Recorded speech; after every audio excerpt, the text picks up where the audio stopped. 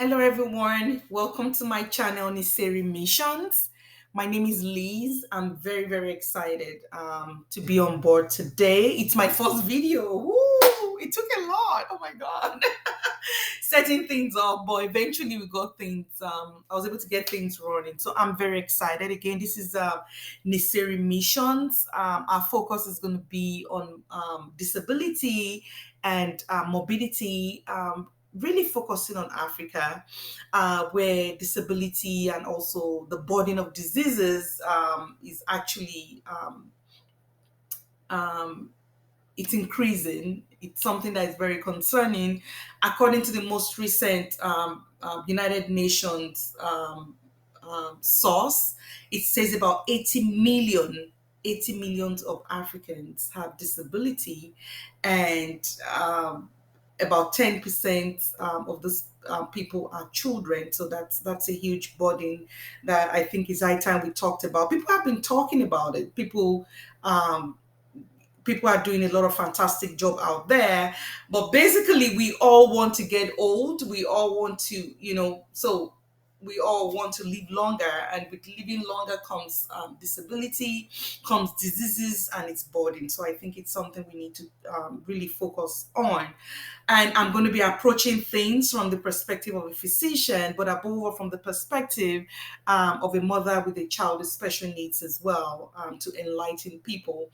Again, disability, as we all know, is a condition that prevents a person or an individual from doing things the way other people do it. And I'm going to keep it really simple. Basically, it doesn't make them less of a person. This is something that we keep talking about and also keep advocating about, particularly in communities like Africa, where we have a lot of stigmatization, and also these people, this family, these children are being isolated, they are being ostracized because of these challenges that they have.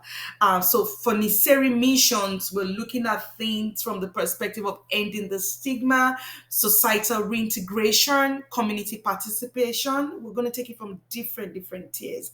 There are so many challenges that people with special needs have, and we're going to take time to go through this. I'm also going to take time to educate people, because there's a lot of misconception that people have about disability.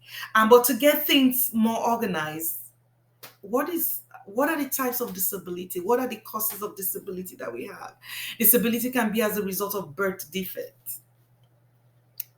When someone is giving birth to have, maybe amputation of their limbs. We've heard about people taking some medications or exposure to some radiations during pregnancy that can cause when they are born, that they have some of these deficiencies. We also have congenital defects, that when parents, when a mother is pregnant with a child, typically before within the embryogenesis, which is the period whereby the vital organs of the child is being formed, we have situation whereby there's defects, defect in the sense of malfunctioning or um, um, like putting together of the organs in a wrong way. This could be as a result of chromosomal defects. Your chromosomes actually make up your genetic constitution, and that's why we have children with Down syndrome having extra chromosomes. We have children with Turner syndrome, and I just want to cast more light a lot on this, because again, there's a lot of misconception, especially from underdeveloped developing countries where I'm from, where things like this have been misinterpreted about those children. Of course, we have the one that constitutes a huge problem in Africa, where I'm from, which is medical negligence at the point of either at the point of birth or at the point of having surgical interventions or medical treatment in the hospital. It is medical negligence is huge. Unfortunately, The developing countries do not have they do not have good systems whereby these people can get justice, or whereby we can cap down incidents like this. The question I ask is, if we all keep turning a deaf ear to medical negligence, the question is, who is next? It happened to me. Who is next? Whose child is next? Whose family is next? So this is something that I would like to lay emphasis on, and I would really like us to talk about. We also have degenerative diseases. We all keep praying, oh Lord, we want to we want to get older, which is good. But as you get older, you're having, your cells are dying, reducing, menopause, hormones are reducing, so many things. You have neurodegenerative diseases that people are now beginning to talk about in Africa. They're talking about Parkinsonism, they're talking about Huntington's, they're talking about Alzheimer's.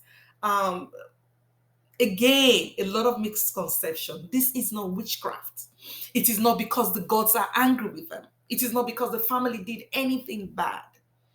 But as they get older, as people are getting older, they're losing brain cells, and they have part of their brains that is not, functioning the way it should function. And people begin to confabulate, they begin to say things.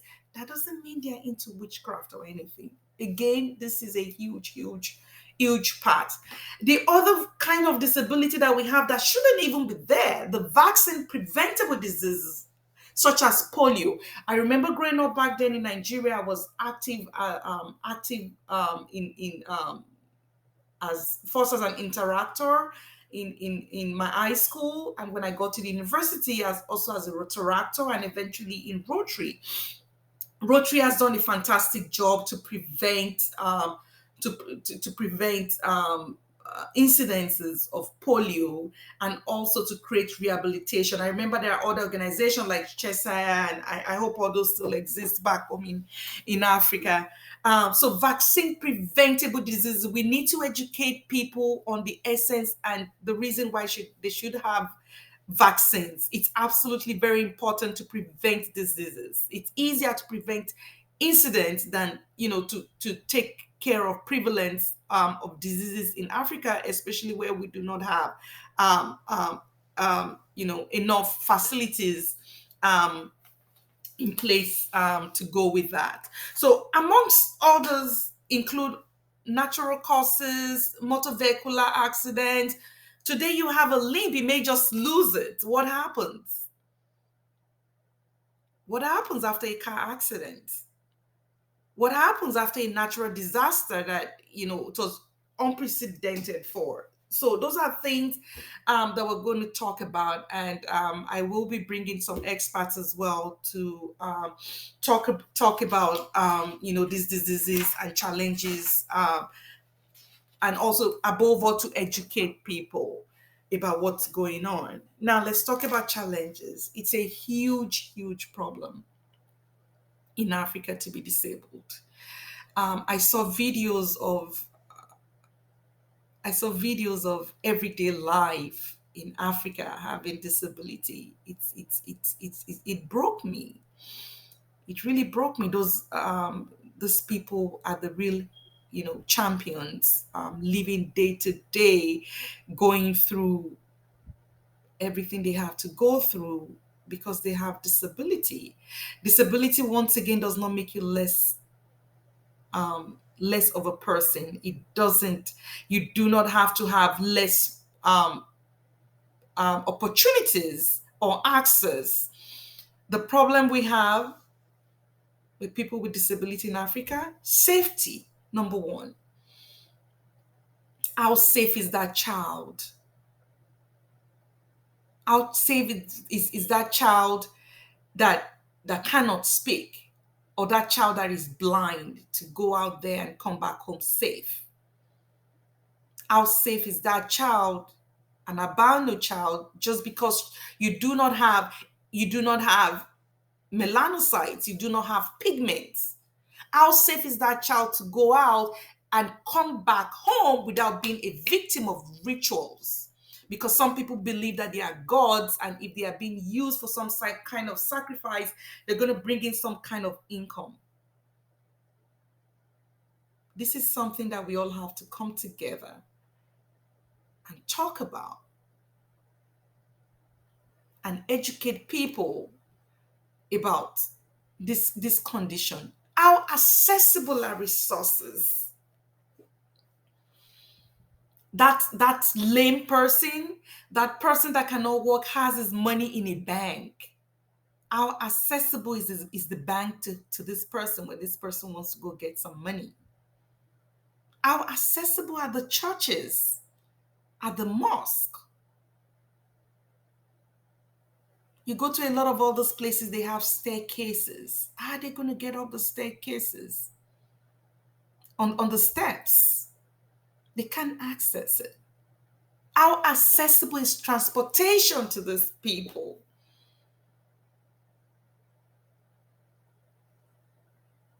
Not to talk of employment, where there's a lot of stigma out there in the society. What is the percentage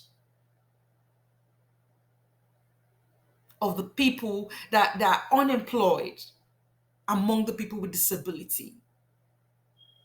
It's fantastic that we're putting out schools to educate those people, but we have to go far beyond just educating them to also thinking about job creation, thinking about empowerment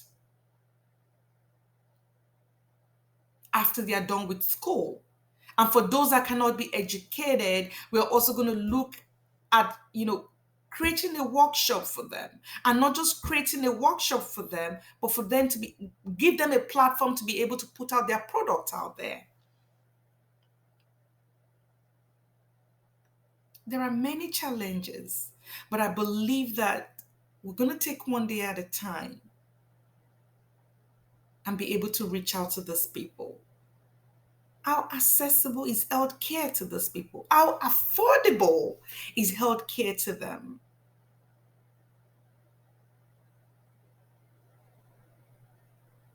A lot of these people live on about less than $1 per day. They barely get food to eat. Some of them are even being trafficked. There's a lot to do. The law enforcement, there's a lot to do.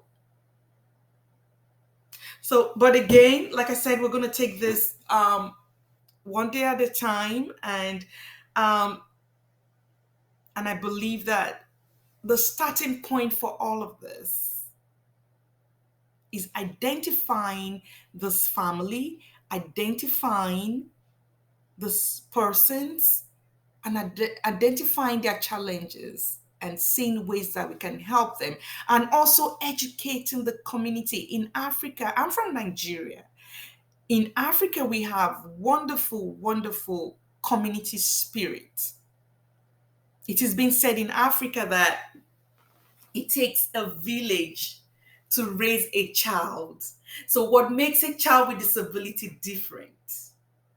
I have a child with special needs. It literally set up the computer for me. It's not sighted.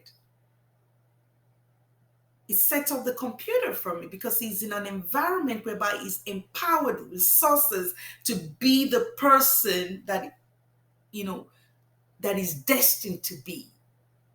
Why should the case be different in Africa where we have a lot of resources? We are so blessed. We need to educate people. These children are not cursed. These children are not mini gods. They are humans like you. We just need acceptance. We need mentorship. We need people to come out as mentors, be mentors to these children. Let them realize that they can achieve anything that they set their minds to achieve. They can go to the best schools in the world. They can create a lot of, they can make a lot of scientific breakthroughs. They can be on top of researches. They can be great inventors. Nothing stops these children. of these people.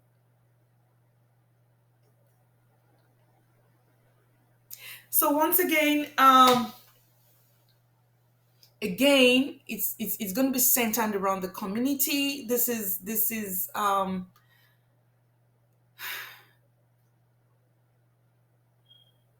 there's a lot of work to do to educate people, and this is regardless of your education. I've seen professors, and when I talk about professors, I talk about professors, African professors here.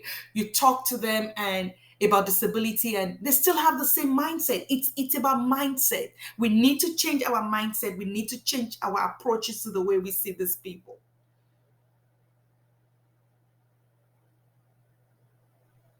We all need to rise up because, like I said, it might be you tomorrow.